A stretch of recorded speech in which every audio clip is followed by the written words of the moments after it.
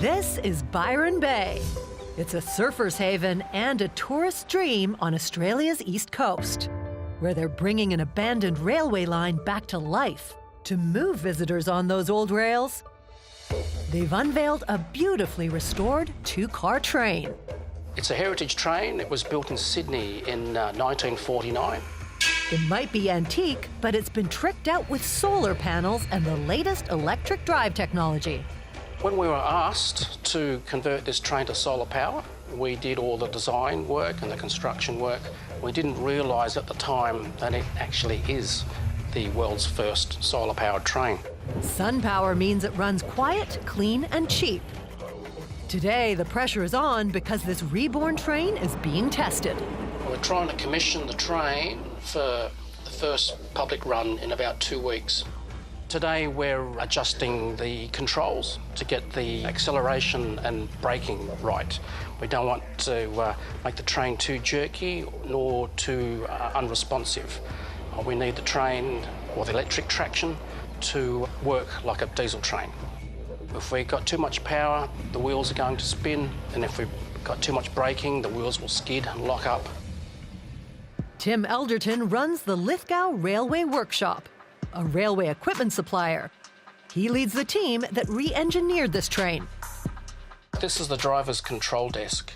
And over this side, we have the original diesel controls, forward, reverse, throttle.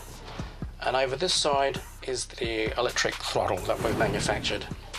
That provides a signal to the controller and regulates the amount of power that we put into the traction motors. Over this side, this is the original air brakes, and directly underneath it is the new electric regenerative brake. All right, let's go. The horn is old school. It's powered by compressed air. Tim starts each test run slowly. So quiet. No diesel noises, no smoke.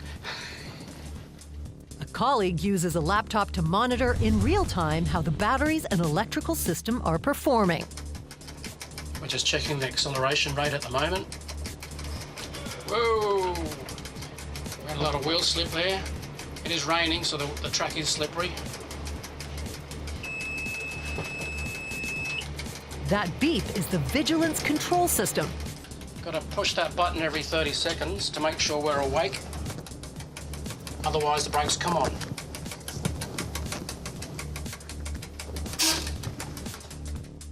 The locals haven't seen any trains rolling down this line since 2004.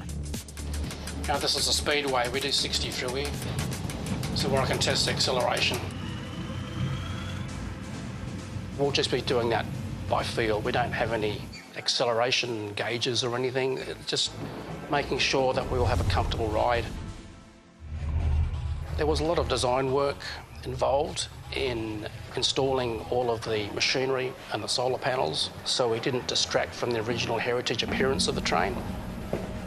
Above us here, we have 3/4 of a tonne of lithium-ion batteries. Here we have our 2 AC traction motors driving into a single gearbox, which then drives the original drive shaft. We've installed 6 kilowatts of solar panels on the roof, which charge those batteries. 6 kilowatts of power is generally not quite enough energy to run the train all day. So in this shed building, we've installed 30 kilowatts of solar panels on the roof. The train only needs a fifth of this solar power. They sell the rest. Even today, as cloudy as it is and overcast, we're still spitting out 17 kilowatts out into the grid. The whole journey is only 3 kilometers, so it's not long before Tim needs to slow down. It's full regen, 180 amps. When he works the electric brake, energy is flowing back into the batteries. It's regenerative braking, just like in a hybrid car. There's a lot of current going back in, so it's a very heavy train, so it's got a lot of energy to put back. Tim hopes he can slow the train down with only the new braking system. We're going to try and pull up to a stop, just on the regen braking only. He doesn't want to go back to the old air brake. So far, so good. I'm pretty happy with the performance, with the acceleration and braking. I think we've got that down pat now. Yeah. You happy? Yeah.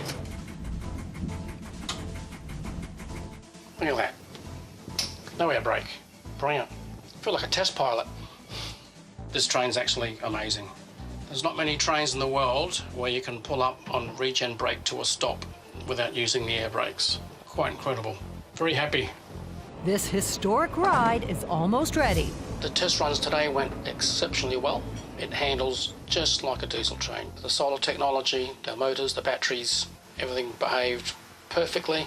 A few more test runs and the crew will be able to show off beautiful Byron Bay by rail once again.